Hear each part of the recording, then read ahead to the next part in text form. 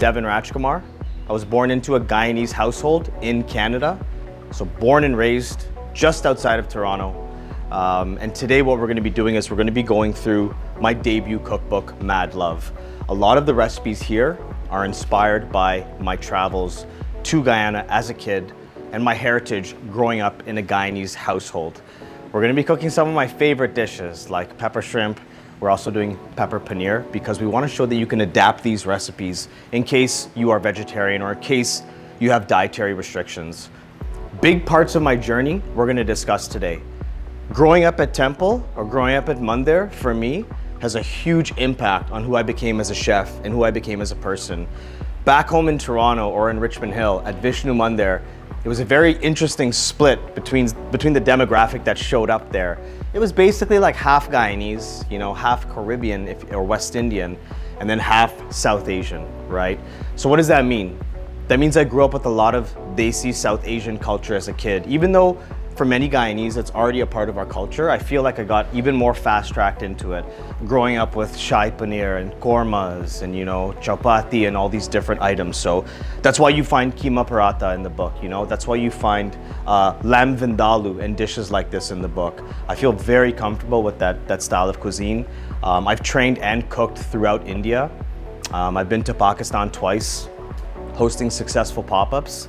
The second one opening a restaurant, running my pop-up, the Mad Love pop-up, last year March for 3 weeks. So we today are gonna go through a little bit of a journey. When I was traveling and when I was trying to master everyone else's food, Italian food, classical French, etc., I circled back to the food that I grew up with and the food that I started cooking, and I realized that it was my responsibility to showcase and modernize that cuisine. Big part of my journey as a chef has been nestling into this role of being an ambassador to both West and East Indian cuisine.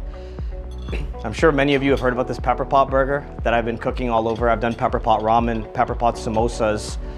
Every now and then you get someone on Instagram telling me to stop bastardizing the national dish. But in my experience, like 99.9% of the community, 99.99% of the community has been super supportive. I get flooded with messages all the time that people are very happy that I'm pushing the culture. Modernizing it where I see fit as a trained professional chef. I actually didn't talk about that. I started cooking in 2006, 2007. I graduated from culinary school in 2010, and now we're in 2024.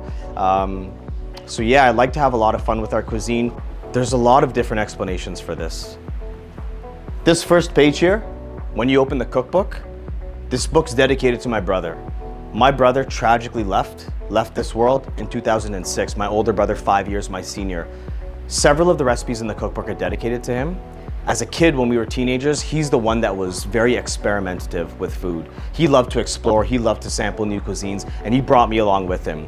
My brother was the kind of guy that was like the best athlete, had the best taste in music, and I feel like he fast-tracked me in life, Hanging out with him, I just got to see more of the world than I would have at that age that I was at. I was 21 when he died, he was 26, and I dedicate this book to him. That ties into Mad Love. Mad Love is something that I organically started saying to sign off my videos for Chef Dev at home during the pandemic. In 2019, I was cooking around the world for 4 months, Pakistan, India, London Borough Market, Istanbul, and I came back right in the heart of the pandemic, started releasing Chef Dev at home videos. They really took off. And I naturally started signing off videos with Mad Love. I say things are mad cheesy, I'm mad hungry. It's just slang that I use.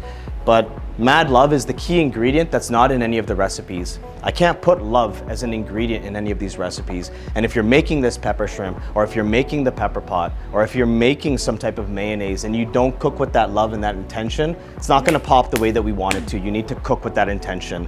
So that's where the Mad Love comes from. The world needs more of it, and I'm hoping that this book will provide some of it.